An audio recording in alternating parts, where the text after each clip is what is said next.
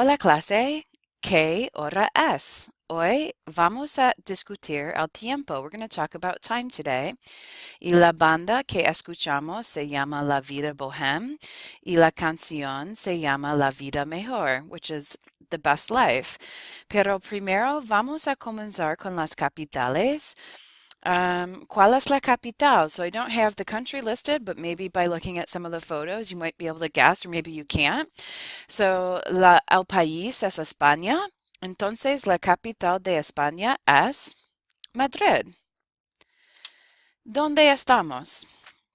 Estamos en América del Sur. We're in South America. Y estamos en Bolivia. ¿Cuál es la capital de Bolivia? Recuerda, hay dos capitales, La Paz y El Sucre. So if you're unfamiliar with this is called the Salt Flats. And basically, because of the ground being salt, even if there's just a little bit of water on it, whatever's in the sky is reflected in the ground. So on a sunny and cloudy day, you can see clouds in the ground as well. So it's a really big tourist attraction to go to. So este es muy famoso también. So this is the longest waterfalls in el mundo, in the world. ¿Dónde está? Estamos en Venezuela. ¿Y la capital de Venezuela? Caracas. Ok, muy rápido. Vamos a practicar vocabulario. So this is some of your vocab that was introduced to you. So, ¿cómo se dice foreign languages? Las lenguas extranjeras. So I have a couple different flags up here. And so can you tell the language by looking at the flags? And just like geography, sometimes we're not aware of other people's flags and other things around the world. So I think it's just really important to be aware. And a word that I learned recently that I always like to share this piece of information is, what is the study of flags? It is vexillology. So that's just something to keep in mind, or maybe you'll have it in a trivia question. So the study of flags is vexillology. So if you're looking at la primera bandera, bandera is a flag. ¿Qué habla? What would they speak here? Es alemán. Es la bandera de Alemania. It's Germany's flag. ¿Qué habla aquí? I'll give you a hint. Bonjour. Habla el francés. Es la bandera de Francia. ¿Qué habla aquí? If you're looking right here, I'll give you a hint. Buongiorno. El italiano es la bandera italiana. Aquí, ni hao. Habla el chino. Y aquí, ¿qué habla aquí? ¿Cómo se dice konnichiwa? Habla el japonés, es la bandera de Japón. ¿Cómo se dice pan? So, ¿cómo se dice in Spanish means how do you say? Se dice el bolígrafo. ¿Cómo se dice notebook? El cuaderno. ¿Cómo se dice pencil? El lápiz. ¿Cómo se dice laptop? La computadora portátil. ¿Cómo se dice desk? El escritorio. ¿Y cómo se dice textbooks? El libro de texto. So remember, you have to see and hear a word 7 times before you memorize it. So the more you practice, the more it's going to stick with you. So vamos a comenzar. ¿Qué hora es? And so this is a Spanish proverb that I'm very fond of. Time is relative to where you are, what you do, and who you are waiting for. So I'm sure that, as we've all experienced, that sometimes time is so slow and sometimes it moves by so fast. Or people, for example, if they say they're 5 minutes away, they're really 30 minutes away. So their perception of time is very different than ours. And that's something you'll really find as an American if you travel abroad to Europe or other countries, is that we're really fast and furious and we expect to have things right away.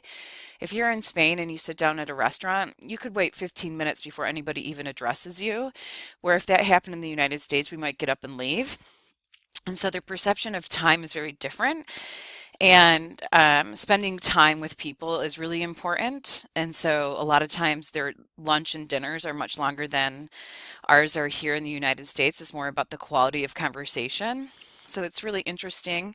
I think something you learn when you travel is patience, especially if you're American. So vamos a comenzar. You guys have your cheat sheet. So right under the first vocabulario, Qué hora es? So if you heard me say, that means what time is it?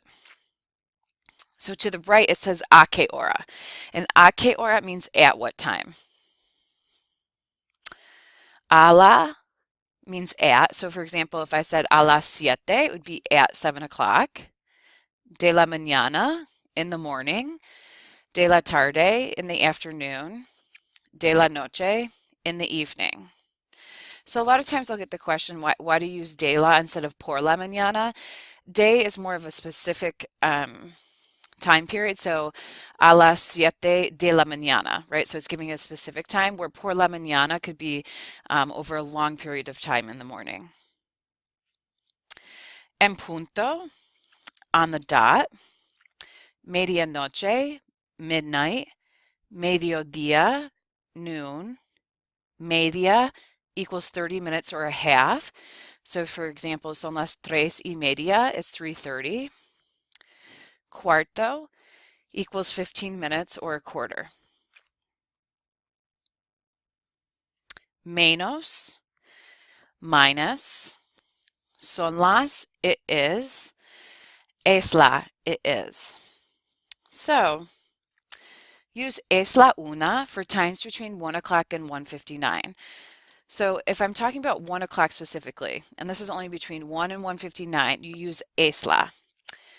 If it's any hour after that, son las dos, son las tres, son las cuatro, right? Because after 1 o'clock, your numbers become plural, so it changes to son las. Even though es la and son las both mean it is, it's more grammatically correct to use es la with 1 o'clock and son las with 2. 3, 4, 5, 6, 7 o'clock.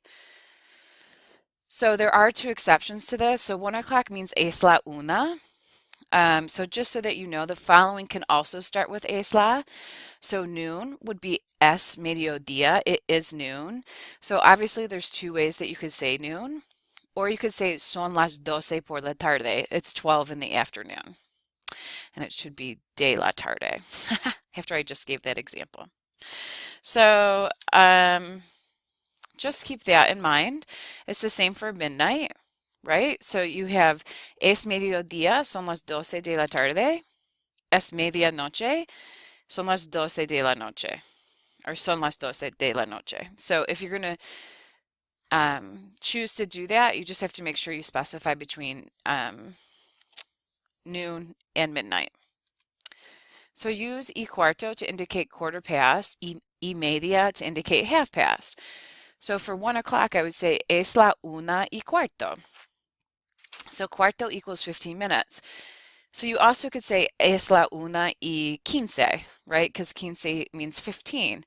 So it's just a matter of preference, but it's better to know both just in case, depending the Spanish speaker who is talking to you.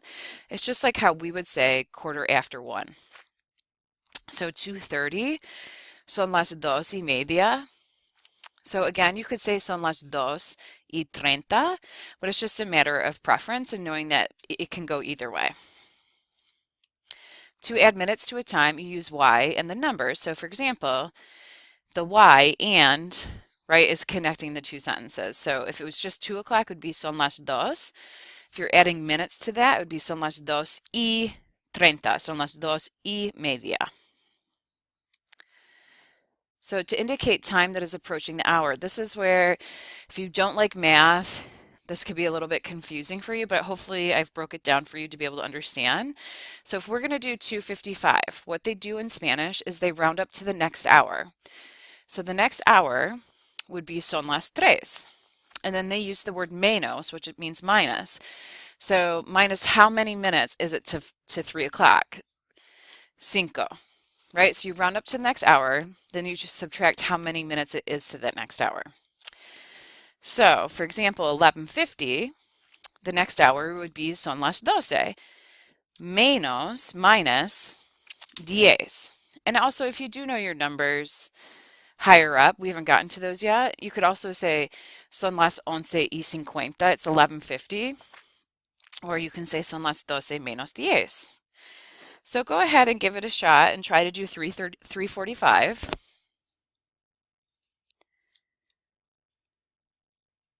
Son las 4 menos cuarto, or 15, depending on preference. So I always like to point this out too. So cuatro, the R comes after the T, and cuarto, the R comes before the T. So obviously that can be a little bit confusing. So our next hour is 6:40. You would say son las 7 menos 20. 12:52. Es la 1 menos 8. So hopefully this helps you break it down. Again, there's always two ways to say things. So if you are inclined to learn your numbers up higher, you could say son las 12:52, or you can do it by using the menos. So to find out at what time something happens, use a qué hora.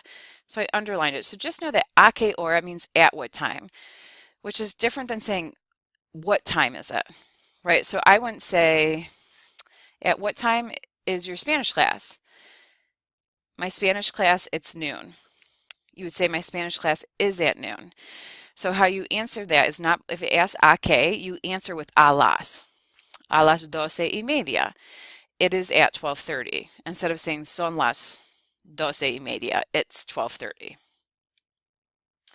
So just so you can see that difference, a qué hora es, at what time, it's at 2, a las 2. Qué hora es, what time is it? Son las 2, it is 2. So to indicate AM or PM, use de la mañana, tarde, noche, right? De la tarde, de la noche. Son las 7:15 de la mañana. It's 7:15 a.m. Es la 1 de la tarde. It's 1 p.m. Son las 8 de la noche. It's 8 p.m. To emphasize an exact time of day, use en punto. So son las 3 en punto. It's 3 o'clock on the dot.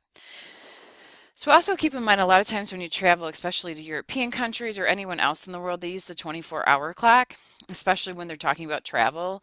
So if your train leaves at 1 o'clock, a lot of times it'll say 1300.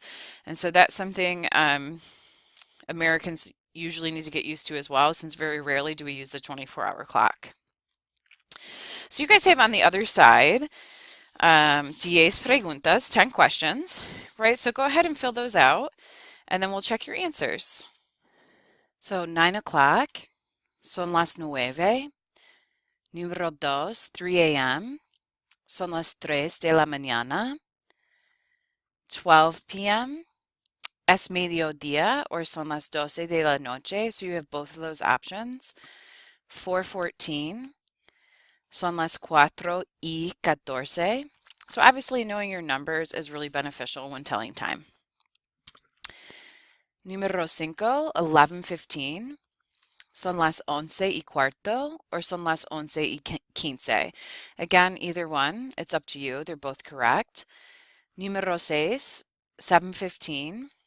Son las 7:15, or son las 7:15 de la noche. Número 7, 1:30. Es la 1:30. So remember, with 1 o'clock, you use es la.